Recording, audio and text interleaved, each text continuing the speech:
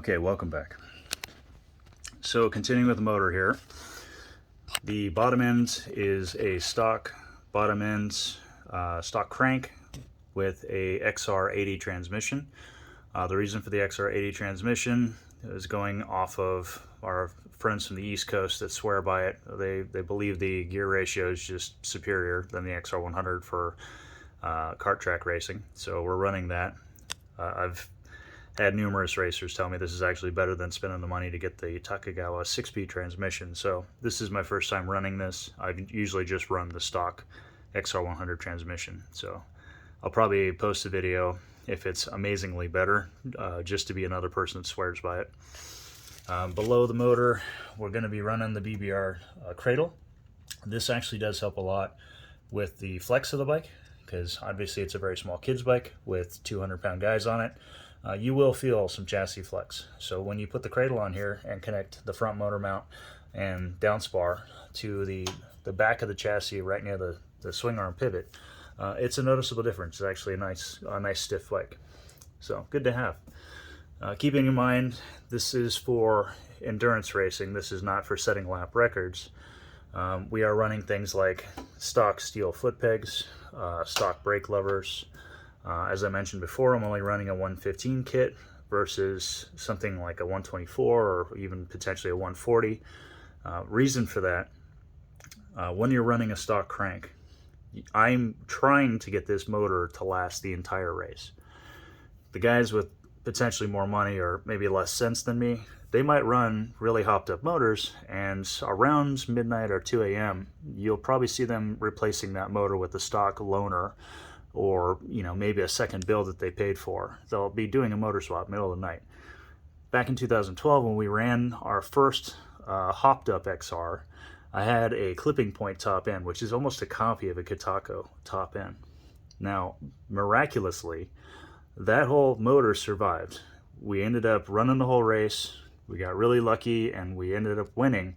And that was the only time I had seen that XR motor with a little bit of performance survive an entire race without totally grenading. So I will tell you right now, build them at your own risk.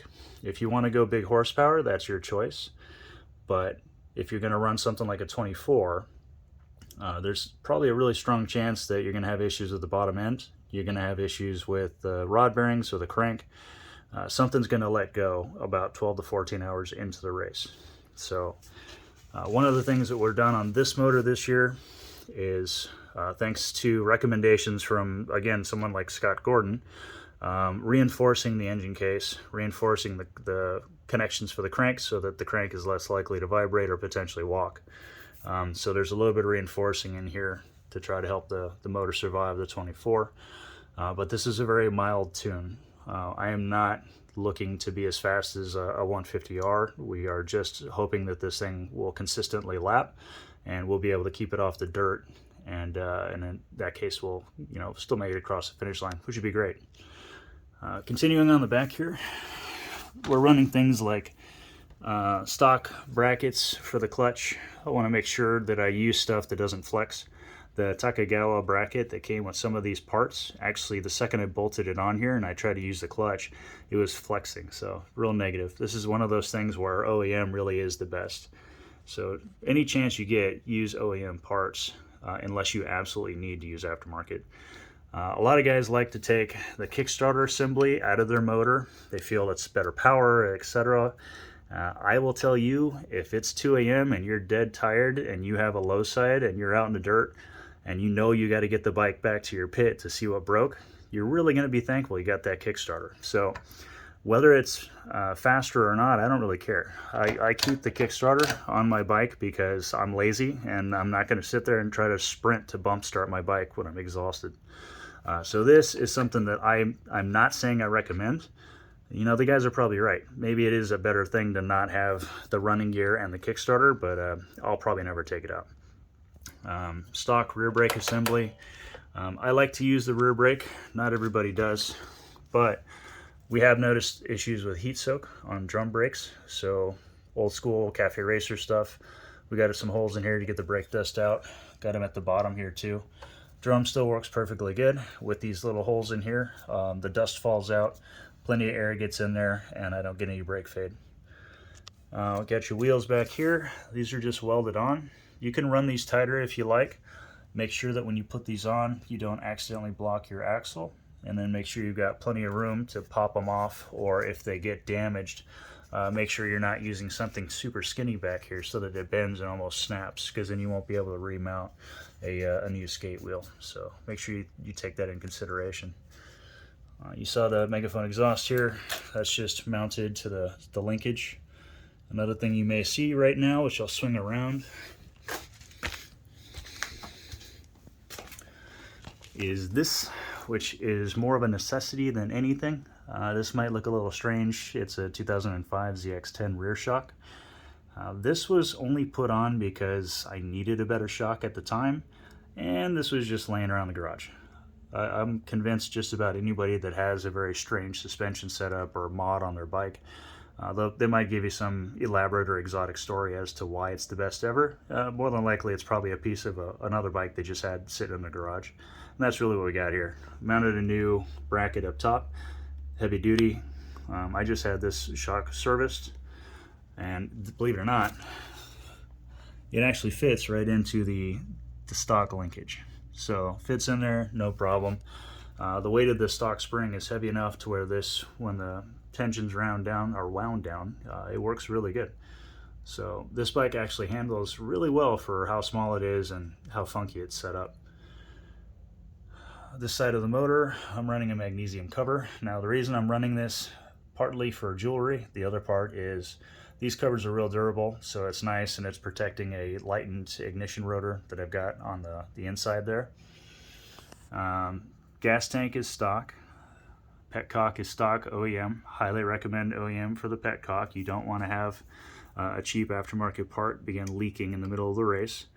Running a fuel filter, mainly because the Yoshimura MJN, that multi-jet needle, has been notoriously known for clogging, so I want to make sure we don't have any particulates getting in there. This is the side of the air filter side of the snorkel that you saw earlier. For this bike, I'm running an XR100 front sprocket and rear. So this one is a 15 front, I believe, 46 rear. I think stock is 1347, I want to say, or 1447. And then some years it's 1450. So you can still get these sprockets anywhere you need online. The 420 chain is lighter. The bike is not making amazing horsepower, and I only need the chain to survive for the 24. So we've been running a 420 for quite some time, never had any issues with it. The 1546 combo works really good at Willow Kart. I've also had it work pretty decent at Apex over in Paris. So, gearing obviously is just as personal. Suspension, so do with that what you will. The rest of this bike is mostly bone stock OEM parts, things that are going to wear, stuff like these glides. Make sure you get brand new OEM before you do a big endurance race. Get a shifter that folds. Make sure you got foot pegs that fold. Got another one of these coming in the mail. One of the things I added this year that I don't normally run is this guide right here. And then some of that just had to do with some geometry setup. We were having some weird stuff where when the bike squatted, the chain slacked up quite a bit. So this is just a precaution to make sure my chain doesn't hop off the sprocket. I know some other guys that run another Frankenbike XR where they were having the same issue. They were having it hop off the rear sprocket, and because of the geometry of their suspension, they actually had cracking somewhere here in the frame. So I had to make several repairs in the middle of the race. Beyond that, let's see, what else do I got here? Stock seat, I'm not a fan of the gripper seats. Stock tank, the watch, like I had mentioned before, I like to use the watch just to see what time it is when you go to swap riders. That's just one of the ways for us to be able to tell each other, okay, I'm hopping on at 9 o'clock, and everybody already knows I'm going to run 60 minutes. That just helps my pit crew and my next rider to know, okay, it's been almost an hour, it's time to throw my helmet on and start looking out to the track and see if he's going to come off.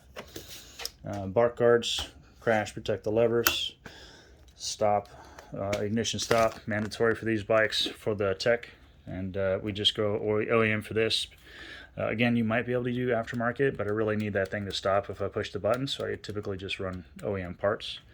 I am running an aftermarket, sorry, not aftermarket, a different model, a Honda front brake, only out of necessity. I can no longer find some of the rebuild parts for the stock brake masters from the 1986 CR80, but if I could, I would still run it because the stock 86 CR80 front brake master actually worked just fine. There's a lot of parts on the bike that you really don't have to soup up if you don't want to, because you're just not going to be going that fast. Even with the fast kids on there, you don't need that much extra power. So these are the air valve forks. So I usually just put about 10 psi, nothing major in there. Again, that's suspension preferences. You can do with that what you will. Beyond that, the rest of the bike is pretty much stock. For the 24-hour race, we do run a red taillight. So this is just a mount floated taillight, and then we typically safety wire this so that if we do have a crash or we got to swap it out, the mount's still good. We just had to replace it with the taillight that we broke. This year we're going to be running the Dunlops. So we've got the Moto 3 S1 and S2, and we're going to run the 90 front, 115 rear. This is a medium compound. Could be a little bit of a gamble, but I'm hoping this set of tires lasts the whole race. In the past, I've gotten the Bridgestone 125 GP tires to last an entire 24. This year we're racing in December, so we've got a pretty serious temperature swing to look at, potentially 70 degrees all the way down to the 30s. So I don't want to go soft, I don't want to go hard, so I'm just hoping this is going to be able to make it work for us. Beyond what you see for the bike, one of the most important things you want to do for this type of race is a huge bin of spare parts. New, used, old, crashed but still good, just like the bars you see here. And then the secret sauce is a spare motor. So I got a spare 120 motor that's still legal for the class. A good running motor. I just took it out of the bike when I bought it. I've got a carb that's already jetted and ready to go on this motor, and then this exhaust, the carb was tuned to this exhaust. So if everything fails on the bike, we'll roll it in, I'll pull the motor, and we'll swap to this guy, we'll pop the other carb on with throttle cable, this exhaust, and we'll get back out there. So, and then this is the stock intake boot that I was talking about. If you do not have support for your carburetor, this will start to tear over a 24-hour race. So that is something to consider. Make sure that you've got good support, or you swap that out if you can, so you don't have to worry about that. If you have any questions about this bike or some of the more granular details, you can PM me directly on Facebook or jump into the Mini Moto Alliance Facebook group and find me there. Thanks for taking a look, and I will talk to you later.